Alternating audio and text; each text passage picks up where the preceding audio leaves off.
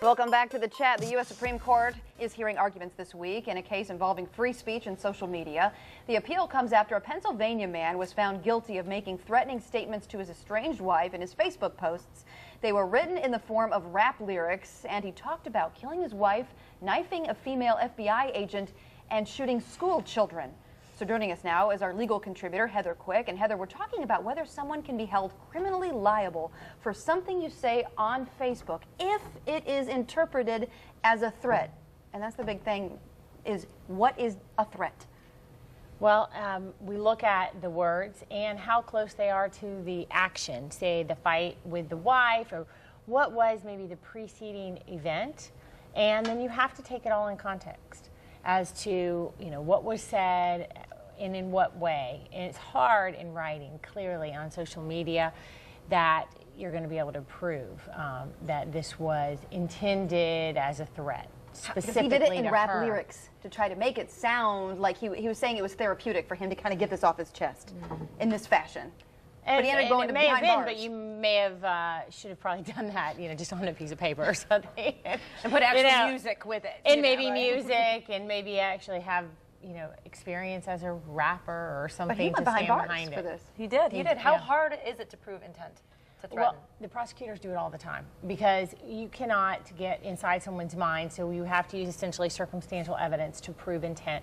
So the behavior, the actions right before, right after, what else was said, and so we have what people observed, maybe there was probably a lot of other evidence that we're unaware of at this point from just the appeal that happened at the trial, where other folks knew what he was doing, and he probably made comments about his post, and then maybe the post, how everybody comments on posts and all that. Right. So I bet if we were to really look at the facts, there is much more than just lyrics on their own, or words on their own. There's a lot of things leading up and surrounding. Absolutely, and that's typically what it takes to prove someone's intent, because you have someone's mental state, and we don't know unless they confess to it or voice it, so you really have to infer that from a lot of behavior and other statements. What's really interesting is the defense claiming his association with rappers do it, and now the Supreme Court is sitting there quoting Eminem in their conversations, which is fascinating. And they were playing some of it on the radio, and when you listen to Eminem when he talked about killing his wife, putting her in the trunk. Wow! And so it kind of makes you realize, wow, that really is so violent. And then you see what this guy wrote.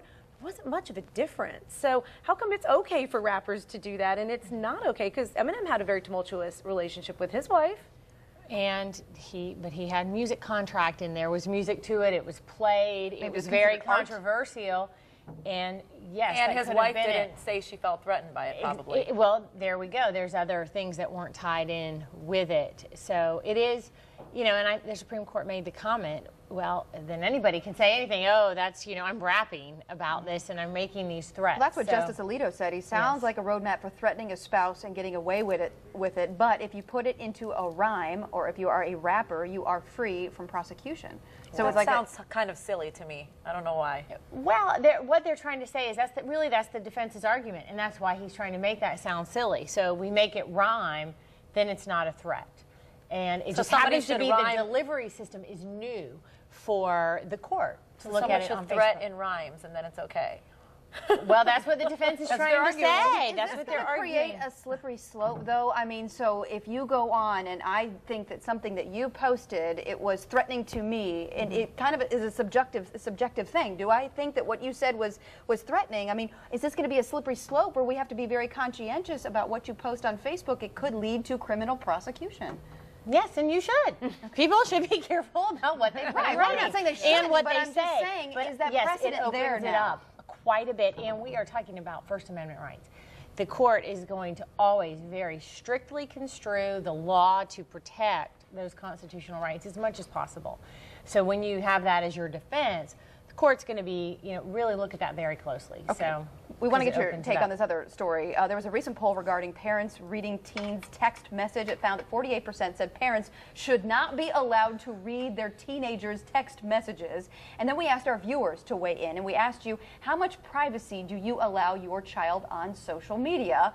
And as you're looking there, I think it's like 13% of people say, I can't even read it so far away, but I'm completely hands-off. I'm completely hands-off, and then 49% of are saying we're friends, and that's enough. We're friends on social media. What? And 38% I say I have access to everything, no question about it. So one point that was being made in this article, in this poll, was about violating a child's privacy.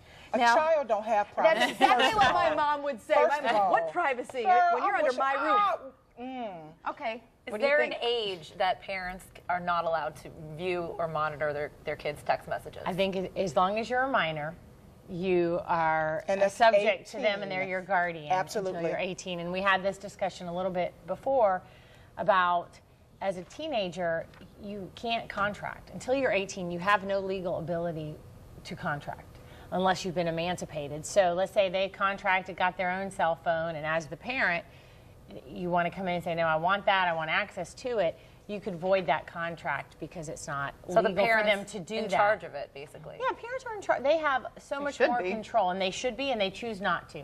And we see the results of that Yes, every day, unfortunately. every day Yeah, about yeah. parents who are hands off Yeah. and who I don't read my wanna know. sister's notes when I was a kid. She read my notes. We all snuck into each other's stuff. I mean, everybody should just be reading everything at that age. and then with the phones, it's very much, you want this privilege. These are the rules. Yep. We have access. We look at it because the bullying on social media, it gets so scary. Somebody makes fun of you. It's not like when I was growing up out on the playground, which is hurtful and kids are harmful. It's broadcast to everyone in the whole school, and it has so many implications for children that I think parents should, take a strong. Now, speaking of that, if parents wanted to get a hold to their kids' phone records or a sister's phone records, what are the laws or the rules when it comes to these phone companies handing over records to people? When I think we have a minor child and they had to sign a contract. So they had to sign a contract to get that cell phone.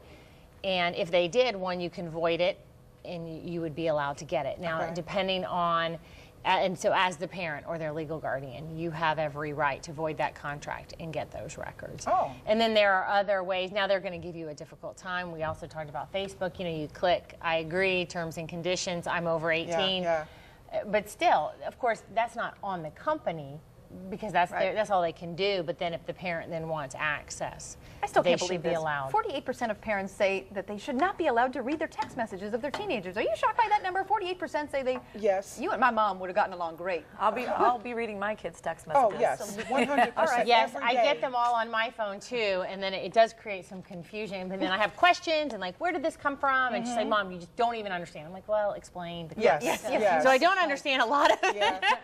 That's why they have their own language. Yes, yeah, you have I know. to Google when all they that do, stuff. you have to understand. And Instagram is huge for the kids There's now. always I something know. new coming out. Thank you, Yeah. Heather. As always, we appreciate you. If you have any questions or need any legal advice, you can check out the Quick Law Group's website at thquicklawgroup.com. Well, still to come right here on The Chat, this mom put a spin on the adventure of motherhood. We're going to hear about her vlogging career. That's coming up next.